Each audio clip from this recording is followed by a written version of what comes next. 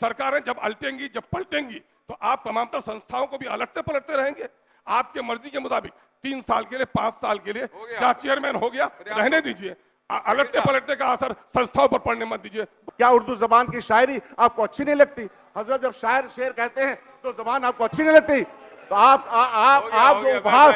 जो मजाक उड़ाते हैं वो मजाक उड़ाना बंद कर दे कृपया। कि एनडीए सरकार के मातहत किस तरह से कॉन्स्टिट्यूशन के वायोलेशन करते हुए माइनॉरिटीज के कॉज को दबाया जा रहा है महोदय, ये बर्दाश्त नहीं होगा महोदय। में हमारी समस्याओं का समाधान नहीं किया है, इसलिए हमारे एजुकेशनल स्ट्रक्चर को आप बर्बाद करना चाहते हैं। चूंकि आर्टिकल 31 जो अकलियतों को अपना तालीमी इदारा कायम करने का देता है, उसमें कंपल्सन नहीं है कि बिहार की नई एजुकेशन पॉलिसी हम पर आप कायम करें। आप एडमिनिस्ट्रेटर बहाल कर लेंगे, वो 5 रुपये कमेटी बनाएगा कि किस तरह से 2020 के जो एजुकेशन पॉलिसी और नाफिज किया जाएगा, उसमें एक उर्दू का जानकार रहेगा, बाकी कोई नहीं रहेगा। आप एडमिनिस्ट्रेटर को बहाल करने देना चाहते हैं तो हमारे बोर्ड का होगा क्या? मैं चाहता हूं कि आप धारा 5 में तब्दीली लाए उसके पुनर्गठन के लिए। आपने अपने उद्देश्य में भी कहा है कि हम 2020 की नई एजुकेशन पॉलिसी को लाना चाहते हैं, और आपने प्रस्तावना में भी कहा है कि पुनर्गठित और पुनर्संगठित हम करना चाहते हैं। हम इससे इनकार नहीं करते, लेकिन हम चाहते हैं कि धारा 19 में कोई तब्दीली नहीं लाए। अगर धारा 19 में तब्दीली लाएंगे तो सुप्रीम कोर्ट के फैसले के खिलाफ है, भारत के संविधान 30(1) के तहत खिलाफ है। इसलिए हम ये कहते हैं, आपसे हम जल्दबाजी नहीं करने के लिए कहते हैं, हम एक निवेदन करते हैं कि आप इसे परवर समिति में भेज दीजिए और कुछ दिनों के लिए समझने का मौका दीजिए। अगर माइनॉरिटी के हित में काम करते हैं तो माइनॉरिटी के एमएलएज हैं, माइनॉरिटी की हमारी संस्थाएं हैं, हमारे एजुकेशनल एक्सपर्ट्स हैं, उसके साथ एक बहस कर लीजिए, समझा दीजिए। हम आपकी नीयत पर शक नहीं करते हैं, लेकिन हमें समझने का मौका दीजिए। अगर समझने का मौका नहीं देना चाहते हैं, अपनी ताकत के बल पर, अपनी अक्सरियत के बल, मेजोरिटी के बल पर यह कानून पारित करना चाहते हैं, तो इसके माने है कि अकलियतों की जबान, कल्चर, उसकी मजहबी तालीम को खत्म करने की नीयत रखते हैं। और ऐसा मैं समझता हूं कि इसमें एक सर आप क्या कर रहे हैं, जब चाहेंगे विघटित कर देंगे। यानी सरकारें जब अलटेंगी, जब पलटेंगी, तो आप तमाम संस्थाओं को भी अलटते पलटते रहेंगे। आपके मर्जी के मुताबिक 3 साल के लिए, 5 साल के लिए जहाँ चेयरमैन हो गया रहने दीजिए, अलटने पलटने का असर संस्थाओं पर पड़ने मत दीजिए। बहुत बहुत धन्यवाद सर। श्री शकील अहमद खान बैठिए। माननीय वजीर तालीम ने संस्कृत बोर्ड के वक्त अपनी एक बात कही थी, और सबसे पहले मैं ये जानना चाहता हूं, क्योंकि मुझे संस्कृत बहुत प्यारी है। आपको पता है कि मैंने ओथ भी संस्कृत में लिया था। तो you can't question my integrity, don't question my integrity. वजीर तालीम से मैं ये कहना चाहता हूं कि आपने ये कहा कि बोर्ड या कोई भी जो बोर्ड बनाते हैं या आयोग बनाते हैं तो वो सरकार के अंदर ही होती है, इसमें कोई शक नहीं। और जब हम ये पाते हैं कि उसमें कुछ गड़बड़ियां हो रही हैं तो हम टाइम टू टाइम एक सुन लीजिए ना, केवल आप ही तालीम संस्कृत में लिया ऐसा नहीं है, मैं भी उर्दू में तालीम लिया, मैंने भी लिया है। बोलिए तो मैं क्या कर रहा हूँ, जबान है और हमारी जबान है जिम चेक दाल दाल जाल, मैं भी जानता हूँ, ऐसा नहीं हुजूर नहीं जानता। बोलिए, इसमें कोई शक नहीं सर। मुझे आपका संरक्षण प्राप्त है, और ये जबान, ये प्यारी जुबान, हिंदुस्तान की जुबान। शिक्षा मंत्री से कि आपने ये कहा कि गड़बड़ियां पाई जाती हैं तो उसको टाइम टू टाइम सुधारा जाता है। आप मुझे ये बता दें कि पिछले 15 दिनों में इन तमाम बोर्ड में आपको गड़बड़ियां नजर आई, या 10-20 साल से ये गड़बड़ियां नजर आ रही थी? Number 1, why I am saying, क्योंकि इस तरह का कोई अधिनियम 10 सालों में कोई आया है क्या?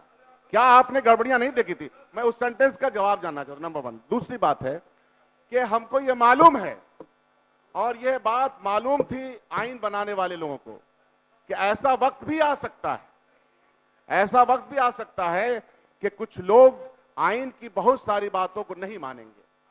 जमहूरियत में ये तय है, जमहूरियत में जानता हूं आपकी नियत को, जमहूरियत में अक्सरियत अकलियत की तरफ न जाएं, बल्कि आईन की जो रूह है वो रूह ये है कि तमाम लोग इस देश के जो बाशिंदगान हैं उनकी जुबान की, उनके कस्टम्स की रक्षा की जाए। ये आईन का हिस्सा है, और इस हिस्से को बनाने में बाबा साहब अंबेडकर का आईन हमको संरक्षण देता है। यही बात अख्तरुल ईमान कह रहे थे कि संरक्षण हमको बाबा साहब देते हैं। और आपको याद रखना चाहिए, कॉन्स्टिट्यूशन जो जब बन रहा था तो वो जो कमेटी थी उसने क्या क्या फैसले किए, पढ़िए उसको। इसीलिए संरक्षण आपका अध्यक्ष जी का हम लोग को प्राप्त है।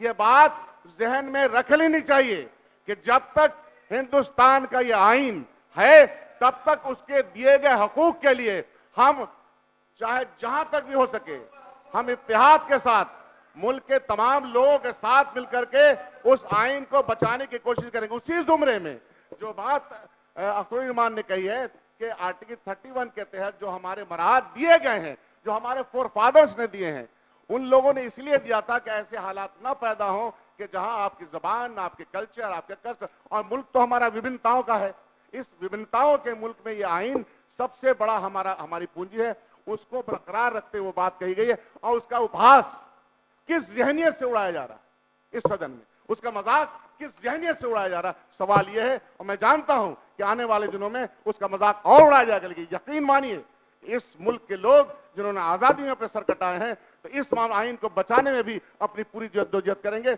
मैं माननीय ज़ेरे तालीम के इनसे पूछना चाहता हूं कि जो आप विधेयक ला, मैं आपकी नीयत पर जरा बराबर भी शक नहीं। कोई भी समय पुराने समय से बेहतर हो सके, मदरसा बोर्ड के जरिए चलने वाले जितने भी हमारे मदारिस हैं वो बेहतर से बेहतर हो सके, उसमें नए सब्जेक्ट्स आ सके। लेकिन सब्जेक्ट के साथ क्या मदरसा बोर्ड के बजटिंग को आप बढ़ाएंगे?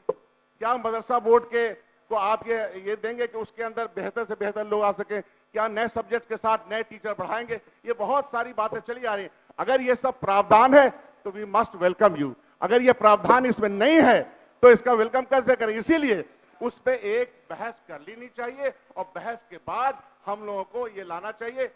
सिर्फ अक्सरियत और अकलियत ये बात ना करें खुदारा, इससे कोई बेहतर नहीं है। जनमत जान लिया जाए। हमको लगता है कि 99% आप जो बात कह रहे हैं उसके ही पक्ष में जनमत हो, ऐसा हो सकता है, क्योंकि मुझे नियत पे आपकी शक नहीं है। यही दो बात मुझे कहनी थी। और आप लोगों से महानुभाव कहना है कि क्या मैं आपके भाई के जैसा दिखता नहीं हूं? जो ऐसे सवाल उठाते हैं आप, क्या उर्दू जबान की शायरी आपको अच्छी नहीं लगती? हजरत जब शायर शेर कहते हैं तो जबान आपको अच्छी नहीं लगती? तो आप जो मजाक उड़ाते हैं वो मजाक उड़ाना बंद कर दे कृपया। धन्यवाद। महबूब साहब बैठिए, बैठ जाइए, बैठिए, नहीं बैठिए, बैठिए, नहीं बैठिए, बैठिए, आप नहीं बैठिए, बैठिए, बोलिए। महोदय, एक शेर तो मैं पढ़ रहा हूं, ये जो अमेंडमेंट चौधरी जी ने लाया, इससे गालिब ने कहा कि हमको मालूम है जन्नत की हकीकत, लेकिन दिल के खुश रखने के ख्याल अच्छा है Ghalib.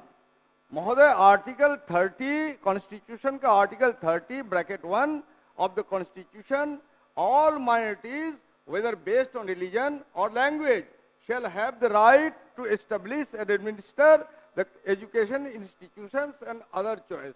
Religious and linguistic minorities therefore have a special constitutional right to establish and administer educational schools of their choice, and this court has repeatedly held that the state has no power to interfere with the administrations of minority institutions and can make only regulatory measures, and has no power to force the admission of students from amongst non-minority communities, particularly in minority schools, so as to। तो ये महोदय मैं ये पढ़ रहा हूँ महोदय, ये कॉन्स्टिट्यूशन का आर्टिकल 30(1) बोलता है महोदय कि अगर 15 आदमी को 85 आदमी के खिलाफ लड़ाई में उतार दिया जाए तो 15 आदमी का डिफीट निश्चित है महोदय।